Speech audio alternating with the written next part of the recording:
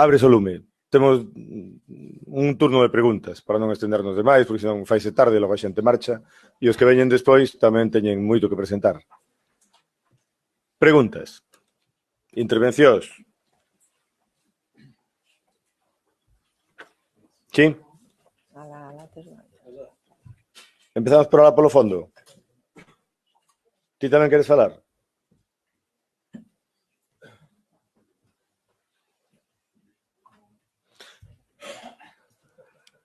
Mira, pasa yo xa aí a Emilio, sí. No, é unha pregunta para a parella de cantareiras, das que disfrutamos. Entón, bueno, que está relacionado tamén con outra presentación, é dicir, en base, lóxicamente, a vosa experiencia, que importancia ten iso de ser máis de 3 para evitar, digamos, problemas de discriminación que nos falaron desde a mesa, e si solamente unha cuestión de número tamén da composición interxeneracional, porque, bueno, polo que as fotos que presentastes aí, pois non é solamente xente, digamos, relativamente nova, sino que tamén hai xente maior. Entonces, como eso pode axudar a evitar ese tipo de problemas, si é que se dan.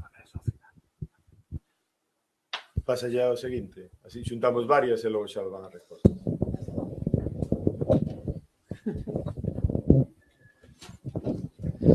Bueno, vai para a asociación. Vos o que queredes é intentar recuperar o traballo que se facía antes, non? Nos pueblos, tipo cooperativas. Eu lembro-me cando había as mallas, que a xente non iba por 50 euros de traballo ao día, o sea, iba por un anaco de empanada e un trozo de pan e cantaban. E estaban contentos de traballar de sol a sol e felices, que é o que se perdeu hoxe en día, non? Non sei se é o que queredes chegar a eso, que temos que recuperar a cultura do campo, que disfrutar co traballo, non? E logo, para ti, Ángel, pensas que hai un cambio no campo con referente á homosexualidade?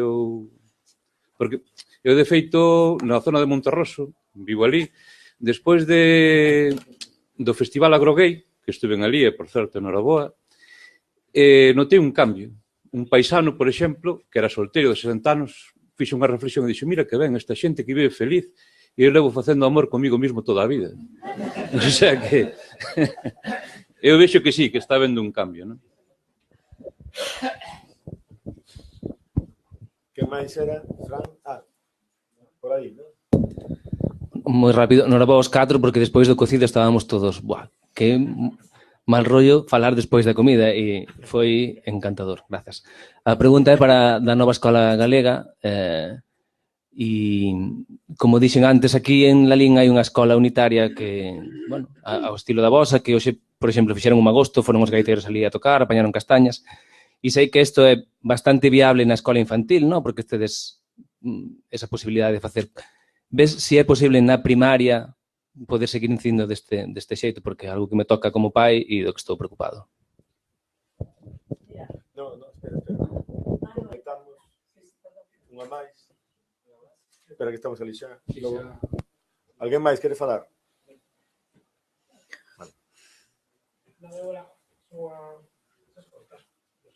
Sí, fala. Si fala, se escoita. Sí. Nada, eu era comentando tamén cando comentábamos dos efectos, non? E así comentando unha pequeniña anécdota, non? Cando se propuxo facer o encontro de Rural Imaginado, non? Houve moita receptividade por parte dos investigadores da rede, etcétera, non? Pero claro, evidentemente sempre hai un certo medo a hora de, bueno, pues vai vir xente, quen vai presentar, que propostas se vai a presentar. Entonces foi curioso, e era así para compartilo tamén, Ángel foi o primeiro que enviou a súa presentación e dixen, ves, entonces é que a cousa non vai ir mal, non? Porque somos capaces de introducir esta cuestión e houve xente con este interese en participar, non? Entonces, bueno, eu tamén, por lo menos dun punto de vista tamén individual, para amenizar, por ser capaces tamén de traballar dentro do medio rural tamén a teoría queer, que creo que é moi pertinente. Entón, nada, nesa cuestión a dúda era tamén cando lle falas desas teorías queers aos veciños e realmente que din, como se quedan, non? Tamén un pouco así a pregunta, non? Por aquí, a penúltima.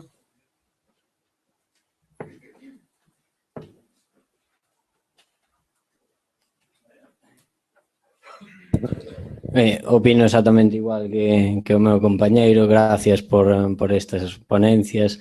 A primeira pregunta tamén me quitou el, en vez de que temos as mesmas inquedanzas que iba dirixida a ver si como se podría traballar eso en primaria. E despois outra moito máis, non sei se clara ou non, pero gustaríame que a asociación explicara por que esa cesta, por que esa cunca, por que esa xarra e por que esos produtos. Algúnha máis? Bueno, pois eu tiña tamén unha pregunta e un comentario. A pregunta é para máis de tres, que decían que iban a falar de diñeiro, pero non falaron. De carto sempre hai que falar, porque de algo hai que vivir. É dicir, traballamos, o lecer fai culler, pero para ter lecer hai que ter parné, e se non hai que migrar. Entón, eu creo que é importante saber se o resultado é suficientemente remunerador, e aí cada quen fixa o que quere. Supoño que sí, pero quero que falen de diñeiro. Porque a cuestión da reciprocidade das entreaxudas, que poden ser simétricas, que poden ser asimétricas, e que son anteriores á cooperación e á lógica da asociación, eu creo que justamente algo que me parece esencial recuperar e que está moi presente aquí, non? E que eu creo que centro que vos queredes facer. Pero que, bueno, é unha lógica que estamos reconstruindo, porque está solo en parte perdida, eu creo que eso existe. É dicir, no mundo, de forma habitual e por unha acumulación cultural transgeneracional, a xente non ten ningún problema en deixar o tractor ou ir a apañar as patacas aínda ou coller a ferramenta que outro non ten. Ese tipo de entreaxuda existe, non pensemos que non existe. Outra cousa que está máis ou menos debilitada na medida en que compramos todos os bens para un, non sempre para partillar, non? Pero a pregunta é a da remuneración, a do parné. E a outra cuestión ten que ver con, bueno, en parte unha pregunta, en parte un comentario, non? Que a min isto das escolas da montaña recórdame unha loita moi potente que houve precisamente como consecuencia da creación das agrupacións escolares, non? Que non foi mencionado, pero que no fondo de eso ven a loita polas escolas unitarias e por manter as escolas, que tanto se falou hoxe aquí, e que no fondo aquel impulso dos anos 70, a principios dos 80, de alguna forma acabou por perderse. A idea era que todo aquel era contrario á lógica do rural, o que perdimos foi a lógica do rural, pero eu creo que hai que recuperar un pouco esa memoria tamén, é dicir, por que se estaba tan en contra daquelas concentracións e cal foi a consecuencia daquelas concentracións desde o punto de vista das relacións humanas, afectivas, productivas, do mantenimento da... Porque logo falamos do nivel de vida, pero claro, a xente se vai porque os fillos hai que educalos. Non, bueno, se podes falar brevemente deso, agradececho. E, bueno, e os outros moitas gracias, porque xa non podo facer máis preguntas. Que non me dá tempo. É o vosso turno. Non hai máis. Non hai máis. Bueno, pois entón, a ver, cantas horas temos, pois? 5 minutos para todos. Mi madriña. Vale, pois procurarei ser breve. Vou a contestar xa aquel home que preguntou antes. E vou a contestar moi brevemente. Mira, estamos recuperando, como dixo aquí o compañeiro que teña aquí ao lado, parece que chama Lorenzo. Sí. Estamos recuperando, non. As tradicións non se perderon aínda. Simplemente estamos pois intentando formar un grupo onde compartillamos e, efectivamente, esas tradicións, non? Pero iso sí, de sol a sol e alegres, non. Non. Eu estou moi alegre cando traballo moito. Pouco, quero dicir, cando traballo pouco. Aí estou moi alegre. E hai economía. Si escaso, ten que haber unhas ganancias, eso é certo, xa o dixemos ao primeiro. Non falamos de cantidades, porque xa nos enseñara o boletín de vai xa acabar o tempo. Entón, pois aí, houve que cortar o tema económico, porque eso se expande moito. No, pero chega. Efectivamente. Xa me dou por respondido. Retranca incluída. E eu, respondendo así un pouco a outras cuestións que plantexabades, máis de tres, efectivamente, nos puxemos así ese nome porque como asociación é moi diversa, e, polo tanto, imos aprendendo no camiño, no que vamos coincidindo. Entón, en principio, empezamos a ser un grupo de xente que nos xuntábamos só para traballar, pensando que compartir o traballo, compartir os recursos, compartir as terras era importante, e xa é importante de por sí, pero logo fomos nos dando conta que nos xuntábamos para moito máis, non? Entón, é tan diversa como que, efectivamente, decir, hai persoas maiores que vichedes aí e algunhas que están aquí presentes, non falo por ti, Calín, falo por outros, que efectivamente tamén compartimos vida e tamén compartimos asociación, non? Entón, pois unhas aportanos terras, por exemplo, que estamos recuperando, terras para podermos facer os alimentos. Outras apórtanos, pois aquí o Xío, que está aquí diante, o saber que tamén no mar hai persoas e que tamén queren facer vida precisamente coa terra, non? Co máis interior, non? O saber que temos persoas maiores da UNED Senior, por exemplo, non? Que non o citei, pero da UNED Senior galega, que está espallada por algunhas parroquias de Galiza adiante e que estamos atopándonos con ela cando nos víades aí cantando. Por qué? Pois porque esa xente quere xuntarse tamén con xente nova que queremos aprender cousas, eu xa non son tan nova, pois 50, pero tamén con xente nova que ven tamén mesmo detrás, non? E esa xente ten moito que ensinarnos e nós temos moito que aprender, pero tamén temos moito que aportarlle, non? Entón, toda esa relación interxeracional e toda esa relación entre persoas que xa o dixen antes, non viven no urbano e vivimos tamén no rural, a nós nos parece que está sendo o sustancialmente diferente que está marcando neste momento o inicio dunha historia diferente neste país, non? Entón, bueno, pois, ao fin e ao cabo non é outra cousa que máis que partir desas necesidades persoais que todo mundo temos, non? Entón, bueno, pois por aí vamos conformando xente xubilada que está participando na asociación tamén, hai nos máis vellos incluso que Calín, non? Entón, claro, entón, sabedes, xente, por exemplo, dúas mulleres, unha delas xubilada da docencia e outra delas xubilada da hostelería, pois que están neste momento, por exemplo, elas quedando como membros da asociación, quedando con outras persoas en Rianxo, pois para compartir saberes, por exemplo, en torno ao tema da alimentación e da gastronomía, da comida, do alimento, daquilo que nos é san, que nos nutre, todo isto, non? Bueno, pois todo iso está sucedendo e está sucedendo neste momento. Tamén é certo que só fai falta que en algún momento teñamos un espacio onde xuntarnos, non? E iso foi o que un pouco nos foi supoñendo tamén ese espacio que vos dicía de todos os outros, non? Ou aquela señora que vos comentaba que nos está aprendendo a facer empanadas de millo con millo do país, non? Despois, a outra cuestión que tamén plantexabades, non? O tema da igualdade, non? Precisamente, a igualdade de xénero, a igualdade nos roles, non? Antes eu pola mañán escoitaba, non puiden escoitar todas as intervencións, pero me parecía que era tal cal, non? O que estábamos tratando de precisamente tamén superar con estas construcións colectivas, non?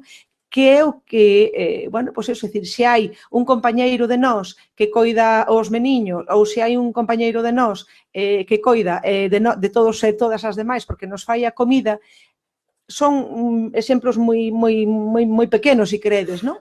Pero son exemplos de como efectivamente na medida en que estamos facendo tarefas para coidarnos mutuamente unhas ás outras persoas, estamos equiparándonos na medida en que os roles non son máis importantes porque vayamos traballar á leira ou porque vayamos traballar á fábrica ou porque vayamos traballar á universidade que o feito de coidaremos, non?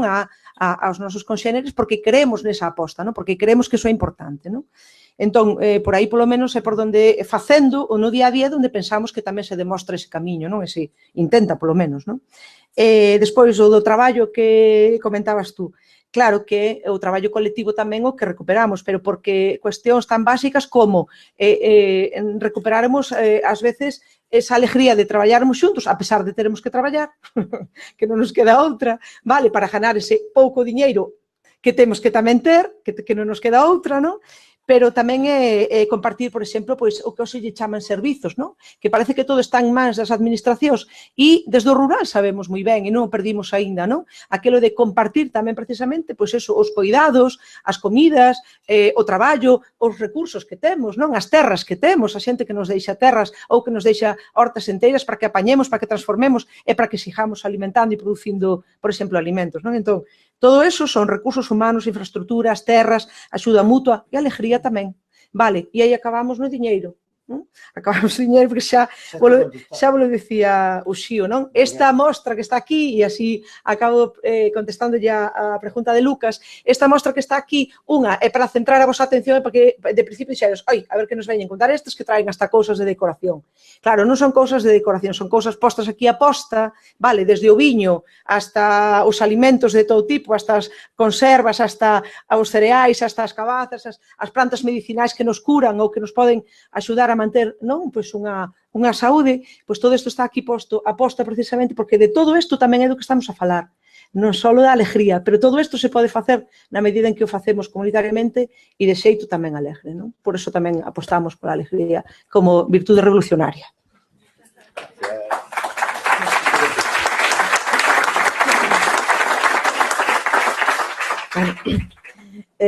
Para contestarche esa pregunta pódese decir un sí afirmativo rotundo, pero hai que enfialo con outras historias. Ese tipo de escola sempre foi posible, pero sempre foi excepcional, desgraciadamente. É dicir, desde tempos de Freinet e os mestres da República e toda aquela historia que hai que recordar, pois, é dicir, foi ese tipo de escola. Agora, desgraciadamente, estamos caindo cada vez máis na escola libresca e la que nos viene con la LOMCE, que xa non é nin para pensar. Bueno, entón, eso é posible. Eu fai bastantes anos, bueno, isto foi unha etapa de infantil que foi esta última, pero a miña especialidade era matemáticas, despois humanas, e eu estuve en secundaria e nunca me tocou. O sea, ao final, fixen habilitación de infantil e preescolar na casa, que foi a miña universidade. E bueno, eu nun sitio que se chama Ponte Carreira botei moitos anos e a miña línea de escola con rapaces que cheguei hasta secundaria foi esta. E hoxe sigo sendo amiga deles agora que eles son adultos e requete adultos. O sea, foi en fin, unha experiencia que nos marcou a todos, non? Agora, era unha escola neste senso e era un grupo escolar horroroso, como todos, masificado, etcétera, etcétera, pero donde queira romper moldes, pódelo romper, porque o bon que tuvo hasta ahora a cosa que non nos perseguían así moi descaradamente, hai que tuven algunhas persecucións, non? En fin, pero fun libre de poder facer esa escola, entre comillas, non? Porque os pais me apoyaban, porque os pais querían esa escola, porque amenazas da administración responderon 33 pais, non? Dos meus alumnos e me apoyaron hasta a última. Entón, sí que é posible e é a escola que temos que aspirar, o sea, unha escola específica para o medio rural que conforme ao que ten que responder. E iso é o que viña a decir antes, o sea, cando falaba que dentro da mesa temos un documento que vos deixarei acceso a él e estamos en batallas que a Consellería de Educación para que nos escoite, porque nós estamos a falar desde hai 4 ou 5 ou 10 anos de crear unha comisión de estudio e investigación para un proxecto específico, para un proxecto de educación específico para o medio rural, non falamos en balde, eso leva moita amiga. E esa amiga é posible collar un xeito de escola totalmente diferente ao que temos na actualidade, como escola reglada que é. É dicir, eu estou a ver, ainda estou en contacto con experiencias en Cataluña, falaba do Grupo Interuniversitario Catalán, que xa leva tamén como a Mesa de Educación Rural moitos anos, eu traballei na Mesa Estatal de MRPs con eles, e ainda agora estou en contacto, e iso sigue aí. O sea, en Cataluña hai orgullo de escola rural, e aldeas que antes empezaron con 8 nenos, agora son 40, e en algúns eu sei, coñezo casos que empezaron con 40 e agora son 200, pero siguen traballando co espírito e a mentalidade de escola rural e ca organización peculiar dunha escola rural. Cando é unha vila grande, pero eles chaman de ámbito rural e queren facer vida rural e tipo de escola de rural. O sea, por qué? Porque consideran que é a pedagogía de categoría e que é a que había que facer. O sea, consecuente co medio, a escola de investigación, a escola de compromiso ca realidade que te rodea. E iso é posible, e en moitos sitios é o modelo de escola, xa te digo, en Cataluña é apoiada desde a universidade, e desde o Observatorio Económico, perdón, o Observatorio de Educación, tamén, no que está tamén a universidade. Agora, aquí, ese modelo de educación que hai que elaborar, do que temos moitas bases, porque houve moitas experiencias que serían abondosas para demostrar que eso funciona e que hai referencias suficientes, tiña que ser, primeiro, apoiado pola universidade. Nós levamos peleando moito por isto. A universidade responde, pois eu traballo e colaboro con varias persoas, sobre todo de Nova Escola, hai que dicilo, que traballan na universidade, eu colaboro con elas na formación inicial do profesorado na universidade. En base a que coñecen experiencias como estas, os alumnos alucinan. De que nos veñen contando aquí rollos teóricos do que non sacamos conclusión ninguna de cara á práctica na escola. Isto é o que hai que facer. O sea, a universidade ten que traballar ca escola rural directamente cos mestres da escola rural e ten que traballar coa Consellería de Educación e co Parlamento para que podamos elaborar ese proxecto. Ese proxecto está por elaborar. E é no que andamos. Entón, eu o que viña aquí tamén non era só soltarmos este rollo, senón decir, aquí temos que conxuntar forzas. Se daqui non saen propostas, decir, temos que estar todas estas movidas, que se son eventos moi bonitos onde desafagamos todos moito, non serve para nada, é dicir, o que temos que sacar é cohesións de redes, de forzas, de grupos, de presión, donde actuemos para que no Parlamento se tome en serio esta comisión de estudio e investigación que levamos 15 anos pedíndoa, que no 2005 se creou, durou 3 meses, e chegaron xa ao poder e se instalaron ben os do PP e se acabou, é dicir, e que nin na Consellería de Educación se interesan para nada de que hai este proxecto, o sea, é que non escoita, a administración non escoita. Outras entes sociais, pois cada un andamos con nuestros chiringuitos, entón non hai unha cohesión de forzas para loitar por unha política educativa, cando a política educativa é fundamental na vida do rural, porque un pobo sin escola e sin nenos non é rural, nin é nada, o sea, que chiringuitos nos podemos montar por rural 4 neorurales, non, o sea, hai que recuperar un xeito de escola donde os nenos non se desplacen, que estean o máis posible no seu medio natural, que xa é moito que teñan ir 4 ou 5 kilómetros podendo ter unha escola como ten o modelo catalán. A escola do modelo catalán non é infantil por un lado, primaria para o grupo escolar, de eso nada, é de 3 a 12, e aí é a maneira de conservar. Se están cargando as escolas non porque non haxa nenos, é certo que non os hai, pero a gravedade é como se administran o reparto deses nenos, como se xestiona e que modelo de escola se está aplicando. E é que a desfeita de separar infantil de primaria foi un fracaso de tal. Eso só se fixo en Galicia. Eu levei toda a miña vida nos encontros estatais e en ningún sitio do Estado se fixo eso. Era infantil primaria, mantiña esa escola, con toda a dotación de recursos que ten que ter e con outro modelo de escola. Non o esquema urbano que nos están metendo. Entón, eso non funciona. Noutras comunidades sí que funciona e sí que se manteñen escolas. En Cataluña mesmo escolas con 5 nenos. Este ano eu pasei mo brao escornándome con caso dunha escola en Cambre concretamente que pecharon con 7 nenos e dicindo que xa non abrían matrícula aos que se apuntaban en setembro que había máis para apuntar e pecharon a escola. É dicir, se apresuran no primeiro momento que hai unha baixa de matrícula a pechar a escola. O sea, non dan tempo. Entón, isto é o que temos que sacar en conclusión. Non te podo parar, porque vexo que todo o mundo está moi atento e todos estamos encantados co que dis, pero que me están reindo claro, porque se nos van as horas. Bueno, pero, en fin. E ainda hai unha palabra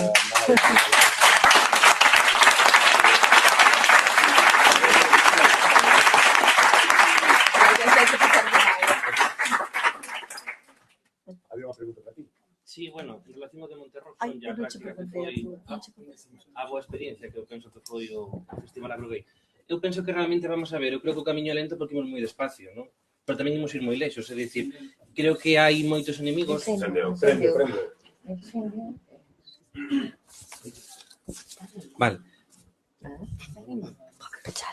Vale, Arrimo, ben. Bueno, a ver, o tema está en que para que se pode implementar unha xenda agrosexual, obviamente, fai falta moita paciencia, moito tempo, moito cuidado.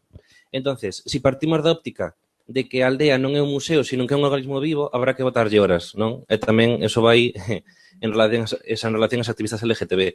Non é dicir, non imos a observar o rural como un espacio inhóspito onde a xente é moi homófoba e me voy a la ciudad, non, habrá que facer un proceso moi lento, moi tedioso, que levará o que leve, pero que obviamente tamén dará os seus frutos, non? E temos que intervir, obviamente. Intervir pasa por, temos que partillar horas, temos que compartir espacios, temos que coidarnos, temos que transmitir afectos, e temos que, obviamente, recuperar esa proximidade. Eu creo que, bueno, a nivel vital, tamén, a miña experiencia vital tampouco é de fai 1000 anos, é dicir, eu levo no rural, eu estive en 13 anos emigrado, retornei, bueno, como dicen, son un emigrante de volta porque estuve en X13, machime 13 para fora e agora, bueno, a miña idea é quedarme aquí outra vez, pero bueno, polo tema económico a ver que é o que pasa, non?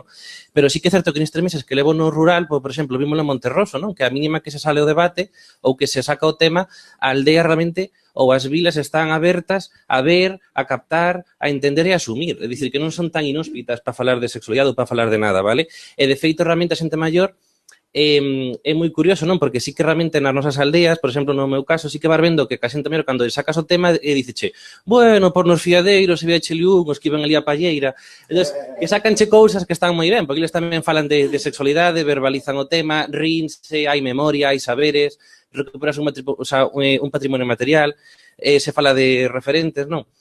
En este sentido tamén eu creo que obviamente o proceso é moi difícil porque obviamente está habendo un desmantelamento do rural que é brutal, que nos afecta a todas, pero que ademais disso tamén nos afecta a xente LGTB no caso concreto porque obviamente o capitalismo veu no tema homosexual un nicho de mercado. Entonces, claro, o capitalismo que quere é que a xente gay e lésbica se vaya a cidade a gastar os bares de ambiente, se vaya aos orgullos das cidades e se vayan a Chueca. Obviamente, un modelo LGTB que opta polo decrecemento, por un ocio alternativo, por ir a unha foliada, non gastar un duro, obviamente están en contra deso. O que queren é o turismo LGTB que se vai á cidade e que ti te marches e te desgajes de todo ese rural, non? Entón, eu que reivindico é unha volta ao vínculo, unha volta ao arraigo e retornar, o que falábamos antes, non?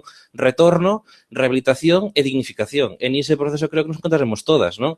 E realmente creo que nos vamos a encontrar a que defendemos a escola rural, o patrimonio material, o activismo LGTB, o feminismo, etc, etc, etc, non?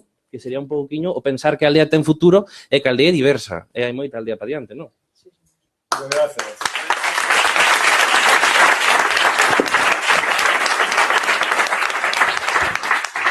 Bueno, pues rematamos aquí esta sesión. Moitas grazas a todos.